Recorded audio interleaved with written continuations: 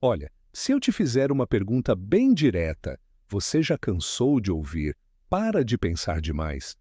Tipo, você está deitado, tentando dormir, e o cérebro começa conversa antiga, decisão errada, coisa que você ainda nem viveu, e de repente você está preso num loop. Aí alguém fala, você é overthinker, como se fosse uma personalidade, um destino. Aqui está o ponto. Na maioria dos casos, você não é overthinker. Você aprendeu padrões de ansiedade e o que foi aprendido dá para desaprender. E hoje eu vou te mostrar 3 padrões bem específicos que fazem você pensar demais. E o que fazer na hora, hoje, sem precisar virar monge, sem precisar controlar a mente na força. E fica comigo até o final, porque o padrão número 3 é o mais invisível. Ele parece responsabilidade e maturidade, mas é um mecanismo de controle que alimenta a ansiedade. Quando você enxerga isso, você corta o loop quase na raiz. Só um aviso rapidinho.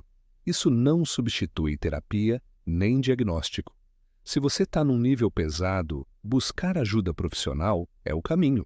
Mas esses padrões são úteis para muita gente, principalmente para quem quer uma ferramenta prática para agora. Beleza, vamos. Primeiro, deixa eu te dar uma definição simples para você não se culpar mais.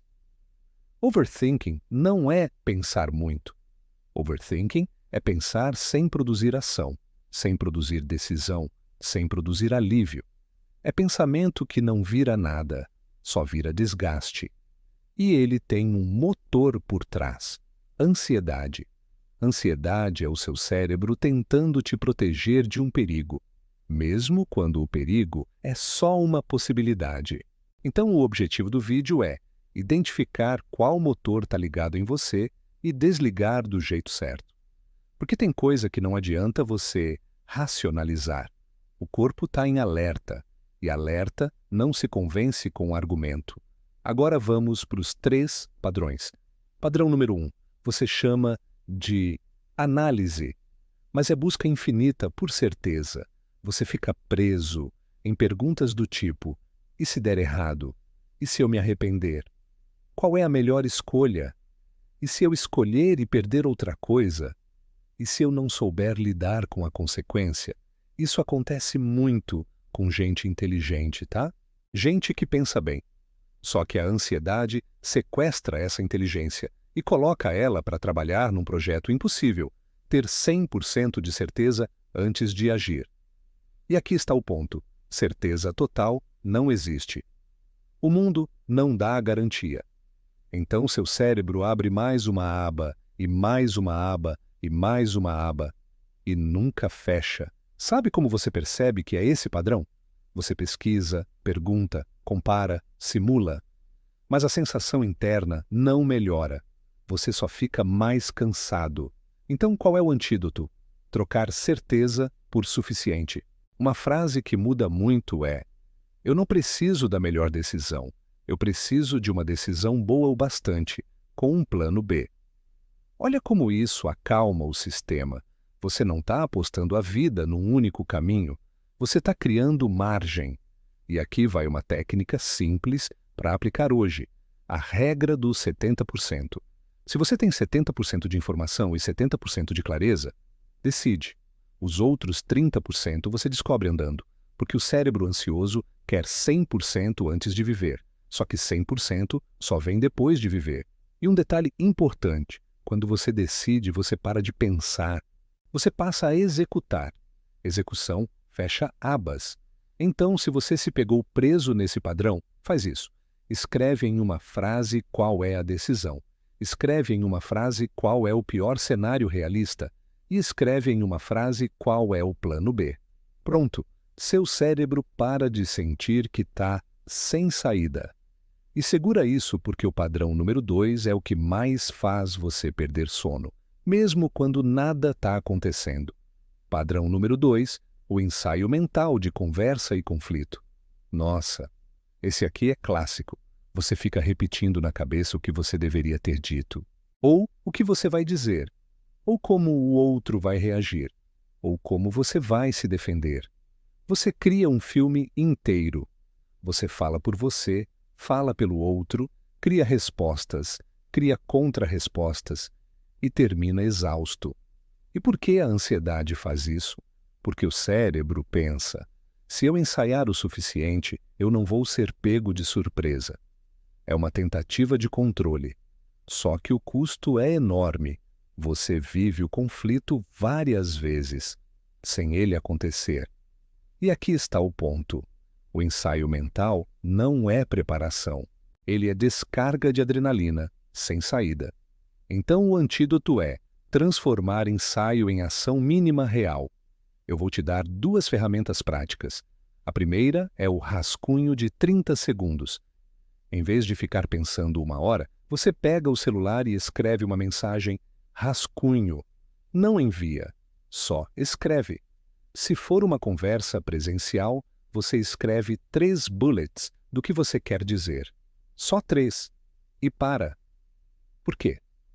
Porque quando vira texto, o cérebro sente que algo foi feito. O loop diminui. A segunda ferramenta é uma pergunta que corta o filme. Qual é a próxima ação visível? Não é o que eu deveria ter dito. Não é como vai ser. É qual é a próxima ação visível? Às vezes é dormir. Às vezes é mandar uma mensagem simples. Às vezes é pedir um horário para conversar. Às vezes é deixar para amanhã. E aí você executa a ação mínima. A ansiedade odeia a ação mínima porque a ação mínima fecha a lacuna. E se você quer uma frase para te salvar quando você está ensaiando demais, é essa. Eu vou lidar com isso quando estiver na minha frente. Fala isso e volta para o presente. Agora, antes do padrão número 3, deixa eu abrir um mini loop aqui, porque isso é importante. No final, eu vou te ensinar um jeito de interromper fisicamente o overthinking em 20 segundos. Não é pensamento positivo, é ajuste de corpo, e funciona porque o overthinking não é só mente, é sistema nervoso. Beleza, padrão número 3, você chama de responsabilidade, mas é hipercontrole. Esse é o mais traiçoeiro, porque ele parece virtude. Você pensa: se eu não pensar em tudo, algo vai dar errado. Se eu relaxar, eu vou perder o controle. Se eu não antecipar problemas, eu sou irresponsável. Se eu não revisar, vai sair ruim. E aí você vive em modo prevenção, como se a sua mente fosse uma central de monitoramento 24 horas. E sabe o que isso cria? Um corpo que nunca desliga. Aqui está o ponto. Responsabilidade, de verdade, tem hora de começar e hora de terminar. Hipercontrole não termina, ele só muda de assunto. Então o antídoto aqui é aprender a dar um fim para o pensamento. Eu gosto de uma regra simples: horário de se preocupar. Parece bobo, mas funciona. Você escolhe 10 minutos do dia, tipo 18h30. E se você se pegar preocupado fora desse horário, você fala: ok, isso é assunto para o meu horário. E anota numa nota do celular. Só anota. Isso ensina seu cérebro que ele não precisa te invadir às 2 da manhã, porque ele tem um espaço garantido. E dentro desse horário, você faz o que a ansiedade odeia. Você transforma a preocupação em plano. Você pega uma preocupação e pergunta: isso é controlável ou não controlável? Se é não controlável, você pratica soltar. Não é mágica, é treino. Se é controlável, qual é a próxima ação mínima? Percebe como tudo volta para a ação? Porque ansiedade sem ação vira loop. Ansiedade com ação vira direção. Agora eu vou te entregar aquela técnica física de 20 segundos para interromper o overthinking na hora. E olha, isso é simples. Você vai achar básico. Mas básico é o que funciona sob estresse. Chama suspiro fisiológico. Você faz assim. Puxa o ar pelo nariz. Quando chegar no topo, puxa mais um pouquinho. Um segundo gole de ar e solta longo pela boca. Faz isso 2 vezes. O que isso faz? Ele sinaliza para o corpo: Não tem leão aqui. Seu sistema nervoso desarma um pouco. E quando o corpo desarma, a mente para de procurar perigo em forma de pensamento. Aí você combina isso com uma frase curta. Agora, próximo passo. E faz uma ação mínima: beber água, escrever uma linha, definir um horário ou simplesmente dormir. Tá. Vamos fechar com um resumo rápido para você sair com clareza. Você não é overthinker por destino. Você aprendeu 3 padrões. 1. Busca infinita por certeza. O antídoto é decisão, boa o bastante. Bliss plano B, regra dos 70%. 2. Ensaio mental de conversa. O antídoto é rascunho de 30 segundos. Bliss ação visível mínima. 3. Hipercontrole disfarçado de responsabilidade. O antídoto é horário de preocupação. Separar controlável do não controlável e a ferramenta de emergência. 2 suspiros fisiológicos para tirar o corpo do alerta. Agora, deixa eu te fazer uma pergunta final. Qual padrão é mais você? O da certeza? O do ensaio? Ou o do controle?